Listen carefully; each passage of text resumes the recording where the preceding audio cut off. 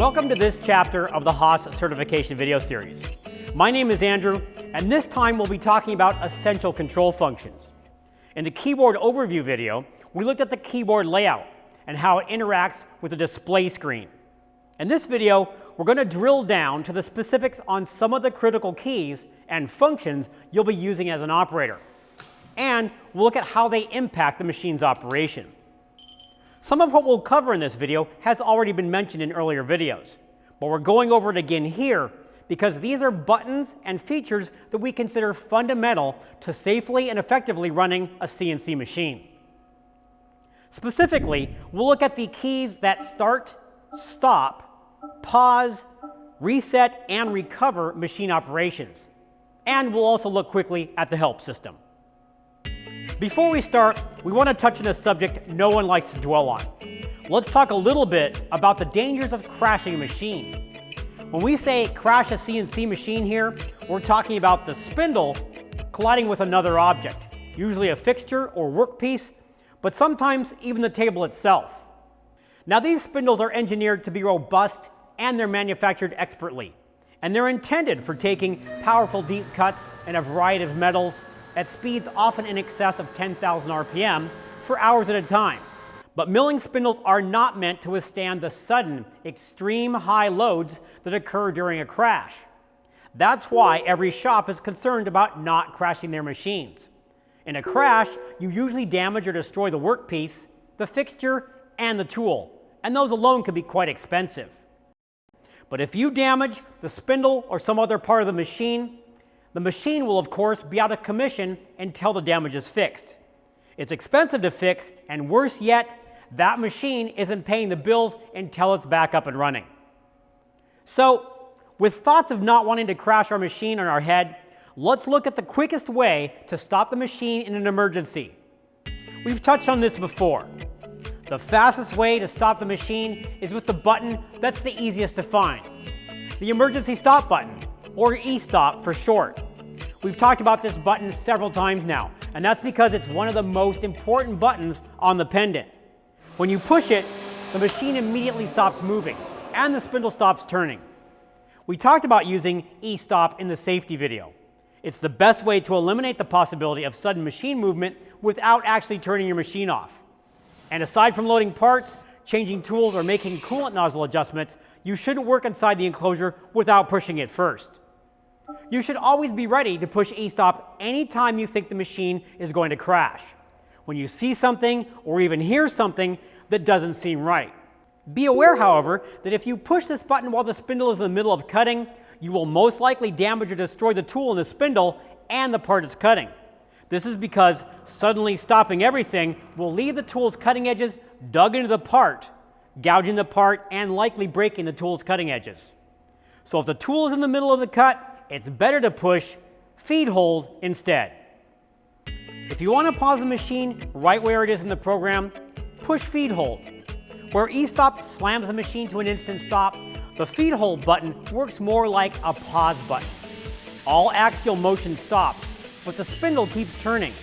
If, for instance, you hear a tool begin to chatter very loudly, like the cut is way too heavy, or the inserts are about to fail, press feed hold. Motion will stop, but the spindle will keep turning, and after a moment will have cleared the metal it was just cutting. Now the spindle can be stopped using the spindle stop key, and the tool and part can be inspected.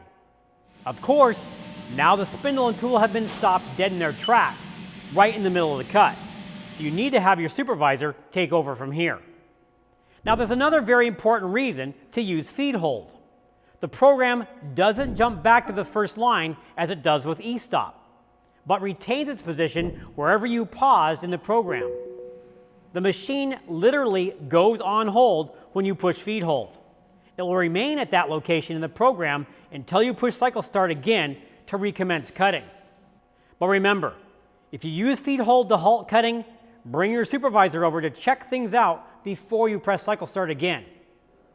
Now, pressing reset or e-stop can also be used at this point.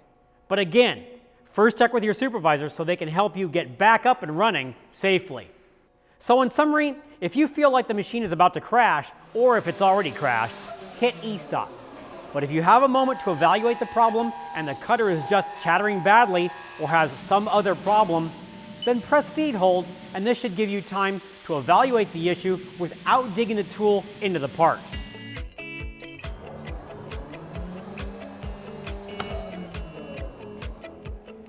Now let's say we did push e-stop just before the machine started cutting because we weren't sure the spindle looked like it was in the right place. The machine is stopped and I can use reset to get the machine running again. But here is something you absolutely must remember. If you push e-stop in the middle of a program and you push reset to continue, never push cycle start to resume the program. The spindle on the table will still be in the same position as when you pushed e-stop, but the program will have jumped back to the first line. If you press cycle start now, the machine can potentially crash immediately as it moves back to the program's starting position. So again, if you e-stop your machine during a program, check with your supervisor before you press cycle start again. So that brings us to the reset key. This key gets used a lot on the Haas control. You exit all alarm states, including any time you've pressed e-stop, by pressing the reset button. When you push reset, the alarm is cleared from the screen, and most alarms will clear with reset. But that doesn't necessarily mean that the cause of the alarm has been fixed. So press reset and then take care of whatever is causing the alarm. And anytime you encounter an alarm that doesn't have an obvious cause, you can push the alarm key and find its description up here. This will help you understand whether you fixed the conditions that caused the alarm in the first place. Cycle start is basically the run, play, or go button on Haas machines. It works in combination with the memory and MDI mode buttons over here on the right. In memory mode, you use cycle start to run the program that was selected from the control's memory. Or when you're in MDI mode, cycle start will run whatever code you have entered up here on the left. Now you never want to just walk up to a machine, select a program, and push cycle start. You could be moments away from crashing the machine. As an operator, you should always first check with your supervisor if the program and machine are ready to run. Your supervisor will check that the machine is in a safe condition to operate. Have the axes been homed? Is the workpiece correctly loaded? Are the work and tool offsets entered correctly? When they verify these things, then it's time to push cycle start. Once you push cycle start, the machine will run the program you've selected. It stops when it reaches the end of the program, which is often identified by an M01 code. In this case, you'll need to press reset to return to the beginning of the program to run it again. If there is an M30 code at the end of the program, after the program reaches the end, it will reset to the beginning on its own. There are other codes that you'll become familiar with that allow the program to run repeatedly in a fully automatic way. So we know how to start and pause the machine, how to panic stop it with e-stop, and how to reset it for operation. There's another important key you should know about. Recover. In the tool change process, the tool in the spindle is exchanged for a tool in the carousel. It's a perfectly timed sequence of movements between the carousel, tool pocket, the spindle, and the tool changer. If something interrupts this process, say we press e-stop, or maybe the power goes out, the tool changer arm may be stopped in a precarious position. The tool changer arm may or may not have a tool in it. There could still be a tool in the spindle, or even a tool in the carousel tool pocket. When we clear e-stop and press reset to clear the alarm, the control knows that the machine is in an unsafe condition and that it needs to reestablish where it was in the tool change process. So the control prompts us to push recover. Now the software version your machine is running will determine how the recover process works, but on newer machines it is essentially automatic. On machines with older versions of the Haas Classic control, there can be some additional steps where the operator is involved. Either way, follow the on-screen prompts to restore the tool changer to a functional state. Another key you'll probably be using a lot of the time is the coolant key. Pressing this button activates the flood coolant system. That includes the nozzles here around the spindle, as well as the P-Cool nozzle here, if that option is installed on the machine. The coolant system is typically commanded on and off via M08 and M09 commands in the program, but the system can also be manually started and stopped anytime here at the keypad. Once you get familiar with the machine, you will probably use the coolant key to activate the system to check that the coolant nozzles are correctly aimed at each of your tools. But remember, most cutting tools rely on a steady stream of coolant to keep the chips from building up and damaging the tool's cutting edges. So before you start turning the coolant on and off during cutting, make sure you know when it's safe to do so. Now, there will be numerous occasions when you'll want to move the machine axes individually. Say to bring the table up to the front to get a better look at a part, or bring a tool down to look at the wear on the cutting edges. You put the machine into handle jog mode by pushing the handle jog key. As we've seen before, these keys to the right tell the axis how far to move with each click of the jog handle. So these buttons control how fast the axis moves. If you're not sure which one to choose, start with 0.001 and watch the axis move. Choose a larger number if the movement is too slow.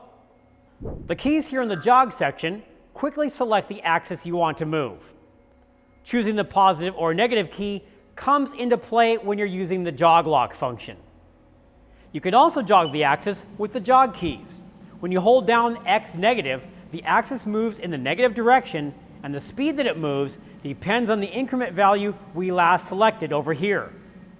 If you're making a long jog move, you can use the jog lock function. Press jog lock, you'll see the jog lock icon appear on screen. Now I can press X negative, and the axis will continue moving all the way until the end of travel, or until I press jog lock again.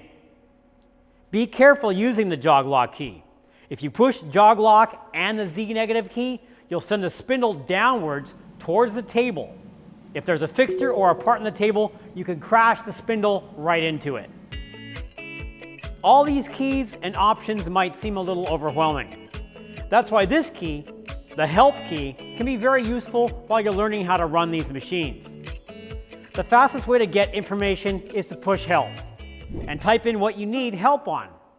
What you're typing will appear down here in the data input field. This is where all text entries appear before they are input into the screen or field you're working with. With the text entered, push F1, and the help text for that topic shows up here. Push the down cursor to scroll down the page, push the left cursor to go back. And if you haven't found what you needed using the search function, you can click on the index or the table of contents. The up and down cursor keys move you up one line at a time, and the page up and page down keys make larger jumps.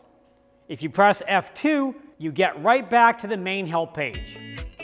In this video, we talked about the keys and related functions that a competent operator uses when working on a CNC machine.